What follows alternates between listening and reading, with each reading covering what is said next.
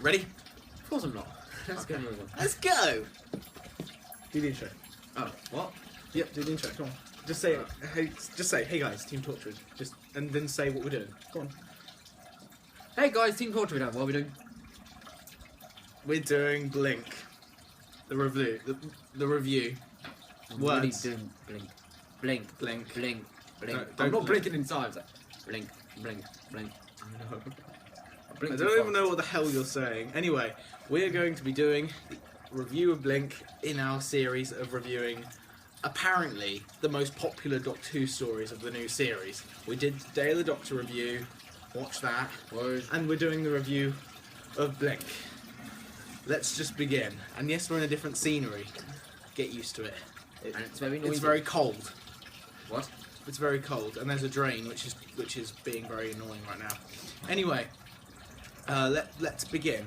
Why don't you start us off? Well, as you'd all know, that I started off really scared of Doctor Who, or Voyage of the Damned, damn it. Yeah. And so I didn't enjoy it much. And the first time I watched Blink, I found it scary because I didn't understand the statues moving, but not moving when you look at them. That confused me.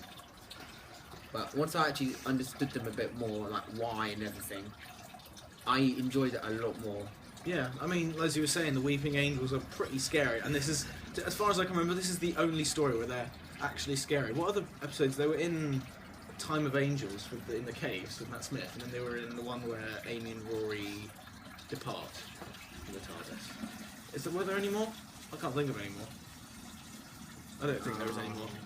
The second part. The what? The second part. The second part. Or Time. Oh yeah. Oh, shut up. Oh, you stickler. Anyway, so also this is the first. I think this story was popular at the time because it was the first convoluted, confusing, timey-wimey, as I'll say it, kind of story. I like timey-wimey. So I think it was popular for the time then because it was really confusing. But this is new. This isn't what Doctor Who is. But we'll give it a go. But now it's kind of dulled down because of because all of Stephen Moffat's stories are convoluted and confusing. So yeah, I think yeah, there are a lot more of them now. So this story also, I think this story is a bit overrated, but you don't. Well, it was the first time you saw the Weeping Angels, and that first time it was scary. Yeah. Well, you've heard about them before, which he's told me. Like pre. Oh no, you didn't hear about them before. The Big Finish audio came after. So this is the first ever time the public had a glimpse of Weeping Angels.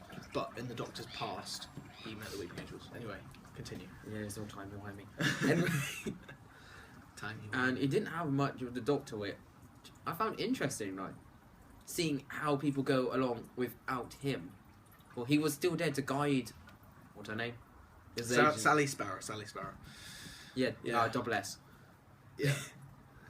He guided her with riddles on multiple famous DVDs. films, DVDs, which I found awesome. I think the mystery, as you said, is very cool. And I need to say, if this is your first Doctor Who story, it's kind of good, because you are discovering these really creepy and weird creatures along with Sally Sparrow, as well as discovering knowledge about the Doctor, that he is a time traveller and he has this friend called Martha and all that, which I think is really, really cool that we discover the things which the character does, which you get in Rose, which we reviewed. Go watch that as well. Clickbait. Anyway, so yeah. I was tired of Martha Jane, Donna Noble TARDIS. Okay. No. So, yeah, I think this story is kind of a good one. If you are a new viewer, you can watch this one as one of the earlier, and this was one of my earlier ones as well that I watched. So yeah. Yes. Yeah. I'm actually trying to remember the story, so Yeah. who are we talking? I've got to be honest, I didn't really understand or believe Sally's relationship, love interest with the other guy. I didn't really understand it for me. I didn't really believe it. You know, that's one thing which I have a gripe about. Yeah, it just started suddenly, like, yeah, people still love, that is a thing. Yeah. Anyway, yeah. And as you would have hinted at about 100 times now, I like it when the stories are dark. Really? And Weeping Angels, that one is dark and jump scary. Like when they say don't blink, and that guy is just there, just blinks and all of a sudden. Yeah, Whoa! yeah. When he turns Calm around, he's down. right in front of it. Yeah, yeah. And I think what you were saying about dark is that when you think of like this film was dark, you'd think of like gore, but this wasn't gore. This was just psychological fear, wasn't it? That's what was good about this. I class that as gory, not dark. Yeah, I know, but when people say dark, you usually think like gory or sinister. But this is psychological fear going on here. I think, Which I like. yeah, it's very good. I'd give props to that one. I mean, yeah, this story is kind of overrated in a way, because Stephen Moffat wrote quite a few good stories for Russell T Davies, like Silence in the Library and The Empty Child, and then this one.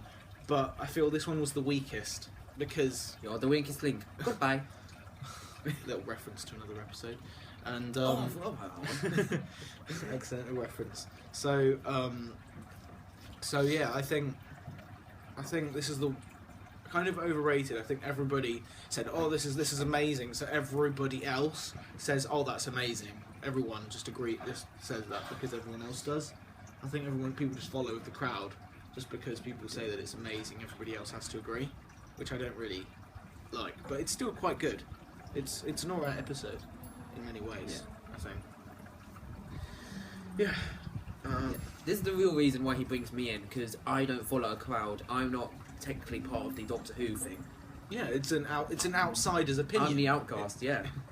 Yeah, he's kind of watching it from retrospect, like not as like a Doctor Who like Anorak like me. No, I'm watching it as an emo. No jokes. I'm sorry. One of my best mates was emo, so it's all good now. Yeah. So yeah. It's bloody cold. Are there any more thought? Anything else you can think of? The ending, I'm split on the ending. Like, Oh yeah. I liked it where the reason why they were covering their eyes, the reason why they covered their eyes was because they can't look at each other. But it was also a bit anticlimactic at the end, like when the TARDIS disappears around them. They're about to die, but it's all of a sudden, yeah, we can't move if we see each other, so... I didn't think it was anticlimactic. I think it was it's a mix of both. Because It can be anticlimactic.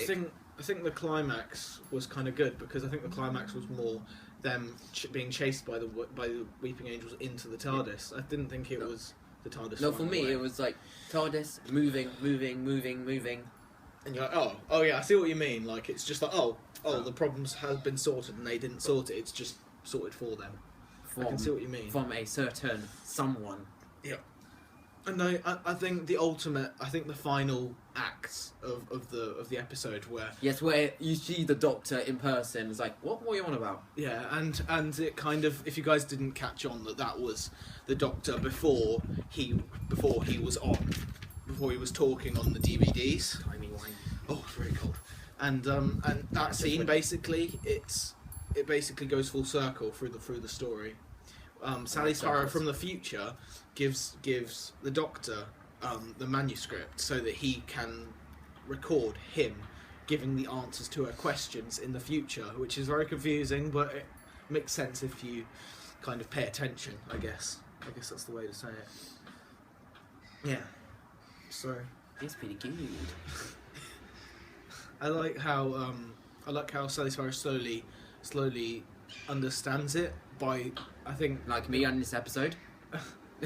and like she starts to understand it because of friends around her, people around her, just being falling victim to the Weeping Angels. I think that's kind of believable that she'd be like, oh, I need to find out what this really is about, you know, and who knows my name, and writing that on the wall in that house, and also who keeps making my friends old and dying. Constipated Kane over here. Anyway, there isn't much else to really say. Not really. No. I mean, we've got a cool canine. It's just under the table. Hello, Rupert. No, what did I call him earlier? Move the camera down so we can see it. I ain't moving it. Move the camera, tilt it down so it can see. Look, say hi to canine. Yay!